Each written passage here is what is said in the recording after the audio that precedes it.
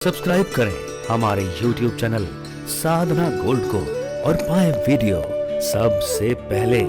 और हाँ, bell icon दबाना ना भूलें। एक गांव में बड़ा सुंदर आयोजन हुआ श्रीमद् भागवत कथा।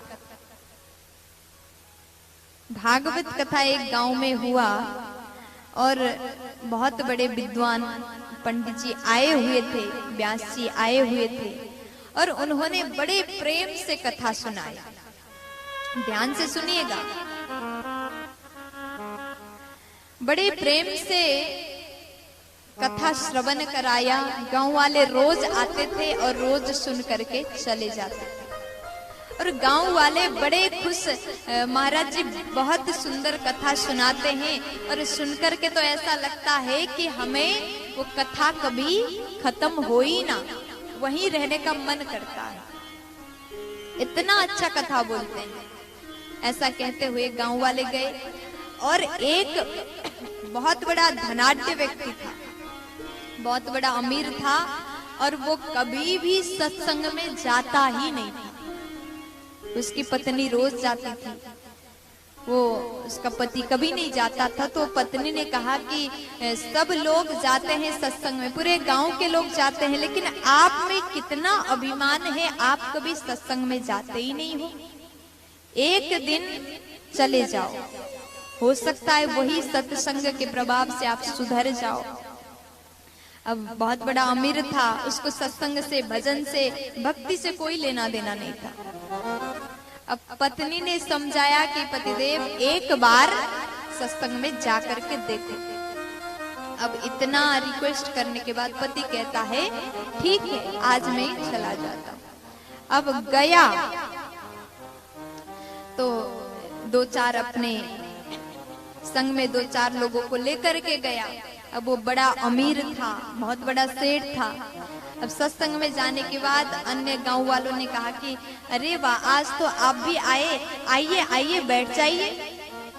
उसका स्वागत हुआ, आइए आइए बैठ जाइए। अब वो गया तो बैठ गया। अब जैसे यहाँ पर महाराज जी ने मंगलाचरण शुरू किया, वैसे वो सो गया। अब तो खर्राटे लेने लगा। सभी ने कथा सुने, बढ़िया 3 घंटा सुंदर कथा सुने, लेकिन सेठ जी 3 घंटा बढ़िया से खर्राटे ले रहे थे। अब 3 घंटा हो गया, कथा हो गया। अब महाराज जी चले गए और उसके बाद सभी लोग चले गए और एक व्यक्ति वहां खड़ा था। फिर कहता है उठिए। उसने जगाया तो सेठ जी कहते हैं कथा हो गया? बोले हाँ हो गया। आपको कैसा लगा? बढ़िया आनंद आया। 3 घंटा नींद हो गई तो बड़ा आनंद आया उसको, बहुत अच्छा लगा। तो उसने कहा उठिए। पहले बोले बैठिए, अब उसने कथा हो गया तो उठिए और जाइए। वो चला गया। वो व्यक्ति कौन था? तो जो लास्ट में बैठा था, उसके दरी बिछा हुआ था तो उसको अपना ले जाना था, अपना दरी। अब वो घर गया, सेठ जी गए घर। पत्नी ने पूछा अच्छा लगा? बोले बहुत अच्छा लगा। अब पत्नी बड़ी खुश हो गई, आज हमारे पति ने सत्संग सुन के आए और बड़े खुश होकर के घर आए। पत्नी पूछती है कि आपने वहां पर क्या क्या सुन करके आए? तो कहता है मैंने बस 3 शब्द सुना, बाकी तो सो गया था बेचारा, लेकिन बड़ा आनंद आया। 3 शब्द सुना, आइए, बैठिए और जाइए, बस यही 3 शब्द। अब वो रात हो गया। पत्नी कहती है कितना मूर्ख है, अब सत्संग से आया है तो ये कह रहा है। पत्नी ने कहा हो सकता है सुधर जाए। तब पत्नी ने कहा कि सत्संग से आप ये 3 शब्द सुन के आए हो, इसी को आप मंत्र मान लीजिए, ये बहुत बड़ा मंत्र है, इसका जाप करिएगा। वो सोचता है सच में ऐसा ही होगा, तो वो जाप करने लगा। आइए बैठिए जाइए, आइए बैठिए जाइए, ये 3 शब्द बार बार रिपीट करता है, जाप करने लगा। इसी को मंत्र मान लिया उसने। अब वो रात हुआ, सब लोग सो गए।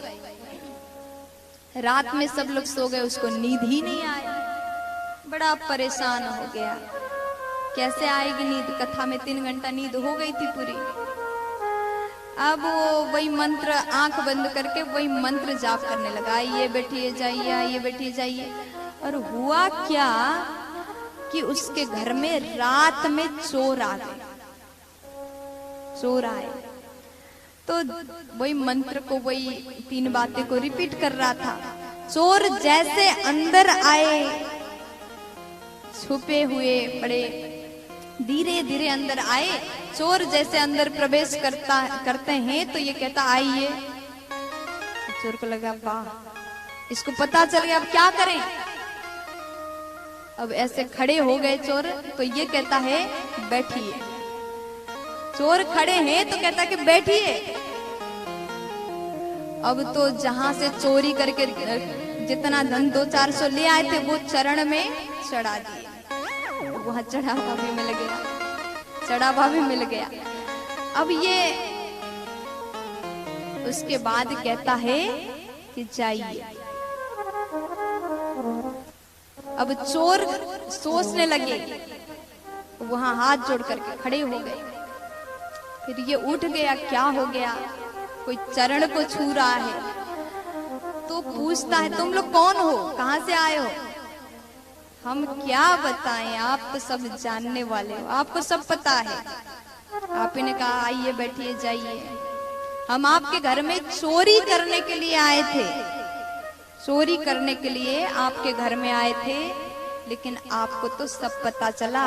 आज से हम चोरी करना बंद कर देंगे, हमें माफ कर देना। इतना कहकर के वो चोर चले गए।